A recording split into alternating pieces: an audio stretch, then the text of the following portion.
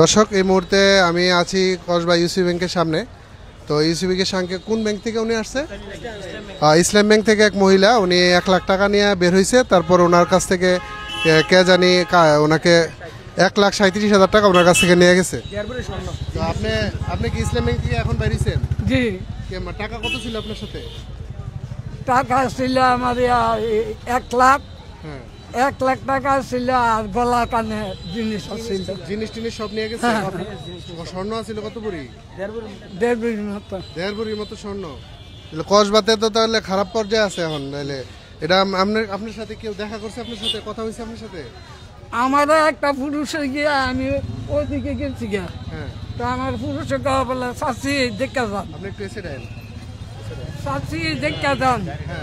এবার আমি করছি বলে কিরে কিরে, এবার বলে বালা কথা শুনে না আপনি এনে গরিব গুন্ডা আসছেনি, হ্যাঁ কিছু টাকা দেবো, আপনি গরিব গুন্ডা দিয়ে দিয়ে।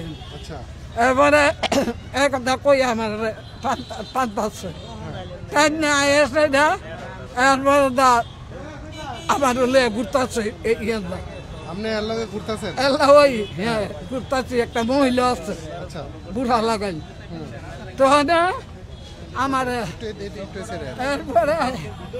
এরপরে আমার ব্যাগ দা এর কাছে দেন, এর কাছে দেন। এরপর কালা ব্যাগটা আমি বেরিয়ে আসতে দিচ্ছি। হ্যাঁ, মহিলাটা আমার গলার জিনিস তুলে দিচ্ছে, কানের জিনিস তুলে দিচ্ছে।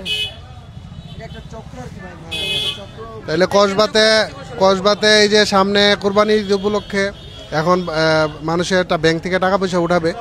তো এই হিসাব করে দেখা গেছে কি প্রতারক চক্র কসবাতে এখন অনেক সক্রিয়। তো আপনারা যদি এই ধরনের কোনো লোকের সন্ধান পান তাহলে দ্রুত আইন শৃঙ্খলা বাহিনীর কাছে জানাবেন এবং সবাই সচেতন হবেন। আর আপনার বাড়ি কোন জায়গায় আছে?